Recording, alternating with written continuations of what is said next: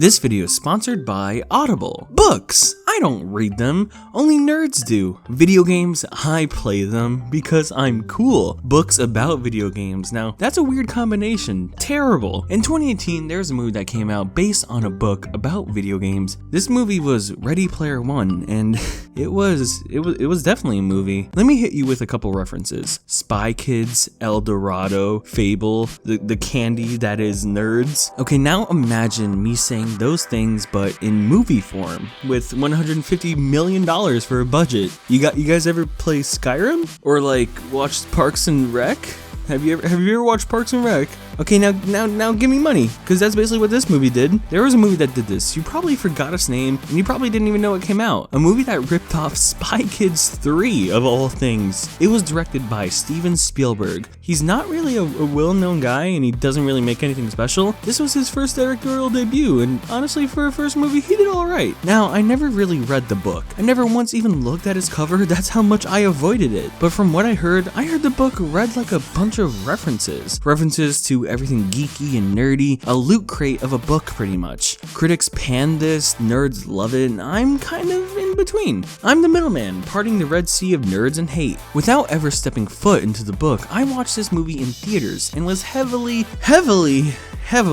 fine. It's nothing I haven't seen before, it's nothing that hasn't existed, but it's not bad. It's also not the worst, but it's also not good. It's just forgettable. It's so generic, and the only thing holding it together are the constant pulp culture references. Watching it in theaters, it was fun. I sipped my delicious Coke Icy and ate some popcorn. Then I went home and I forgot I saw a movie. I think even Steven Spielberg forgot he made a movie. This man made the movie with his eyes closed. He made a completely CGI movie without even realizing it. This is a movie where a bunch of people all over the world are playing virtual reality games to win $1 million some old creep is young about. This movie stars this guy and that guy, this girl, and that's about it. Everything else is Second Life. Everything else is VR. It's another world. Ooh. It's another world, yet it's the most generic one. Most cookie cutter, most meh story imaginable. Nerdy kid with an abusive stepfather in a bad apartment. Even Percy Jackson did it a decade ago and it wasn't good there either. Some glowy MacGuffin that everyone wants and brings out about action and drama into the world. The random love interest who's too cool for the main kid but has a dark secret.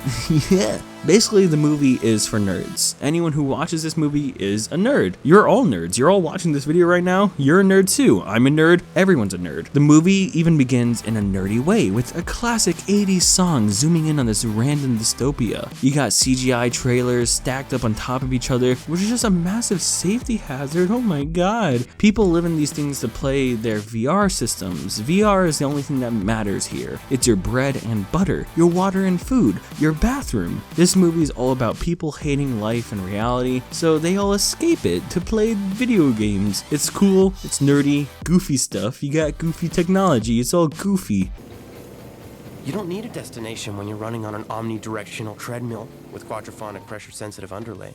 The main kid, whatever his name is, I already forgot it. He tells about the goofy nerd that made the game, Sean Murray. You get that reference? The VR is called the Oodle Doodle, an excellent device. The people that hunt down the egg are called Googers, and the egg itself is called a Gingu. In order to collect a Gingu, you gotta collect 3 Chap-Chaps, but no one has gotten one of the Chappers, so we find out that the first way to get a lip is to do a race. I wonder where I've seen this before. A video game race, all cool and stuff with crazy wacky vehicles? How odd. As you'll notice, this movie is literally just Spy Kids 3 to a T. It is pretty much a remaster. That's a video game term.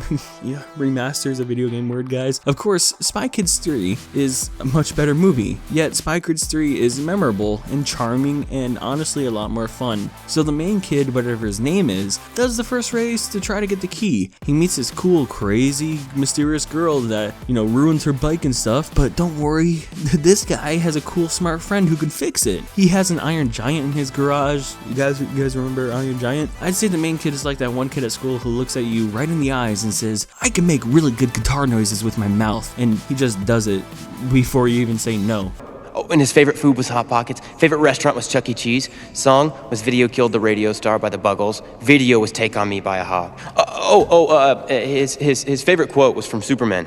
We meet main kid's abusive stepdad who plays the game, and his mom also hates him. His life is so bad. What a nerd. Main kid goes to a digital library and discovers something new and something old. He finds out information about the race that somehow millions and millions have never heard, not because he's crazy smart or special or anything or got lucky. It kind of just happens. So he goes backwards, and that's the crazy thing that gets the Chuper Duper, which is stupid. You're telling me that in 5 years no one has accidentally gone backwards? People are clumsy and make mistakes. Every time I get in the car, I almost reverse straight into a window. This is actually stupid. We also learn that this big corporation wants to get all the keys and stuff. They want it because they want to be richer, I guess. So the kid becomes somewhat of a big cheese, and he kind of cheeses all over his new shirt.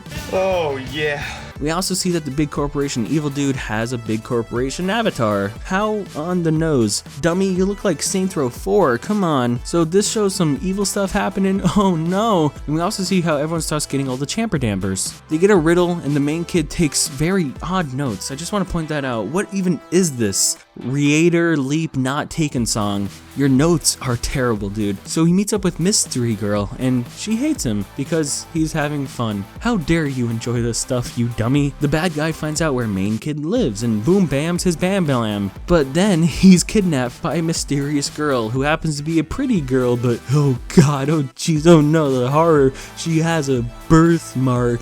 That's her terrible thing. I'm actually really not lying right now. Her terrible, sad thing that makes her a shut-in is that she has a birthmark, and she hides away with it because guys apparently don't like her because of it. Nerds are so shallow. I've lived with it my whole life. You don't have to pretend. She has this cool group who needs to find more keys to stop the bad guys. They go into the movie, the Shibboning, to look for another key. This part is honestly the coolest part, but it has nothing to do with the movie itself. It's well done, it's scary, but it doesn't affect the movie. Nothing story-centric, but it's still kind of cool, I guess. And you can describe the entire movie that way. Cool sequences and references if you actually kind of care, but the entire story around it is not memorable. The characters are terrible, and all the decent writing is just not there. So, like, what's the point? It's fun for a day, and that's about it. The girl ends up getting kidnapped, and inside of the big corporation, she very easily breaks out and hurts the place from the inside. But what truly matters, what actually truly matters, is the big ending battle. The crazy reference-filled battle. It's actually insane. I remember it so much, like when they made the peaceful, loving Iron Giant a war machine of chaos and destruction to be like cool. Yeah. There's also Halo. This goes on for about 40 minutes, pretty much. It's kind of worth it. Yeah, it's so worth it. But like, of course, good guy, main guy wins. He gets the Gloober Snoober and the girl and runs the Oasis, and that's it. That's the ending. The guy has a girlfriend. That's the message the movie sends, and I'm not even kidding. The ending message is for indoor gamers to go out and get someone to love. Otherwise, you're a loser. How inspiring. People need to spend more time in the real world. Because, like Halliday said, reality is the only thing that's real.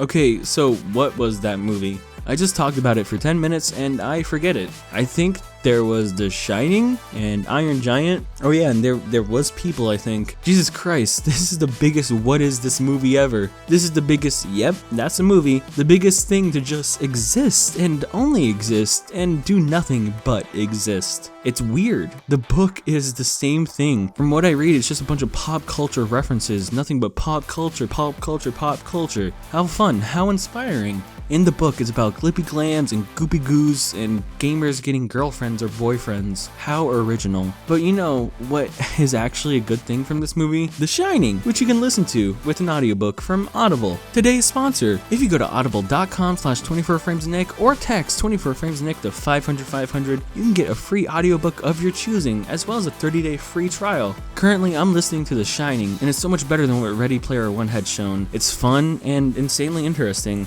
You see, with Audible, the audiobooks you get are yours to keep. You can go back and listen to those beautiful stories anytime you want, even if you cancel your membership. So head on over to audible.com/24framesnick or text 24framesnick to 500-500. Thank you, Audible, for sponsoring this video. This video all on whatever that movie was. Ugh.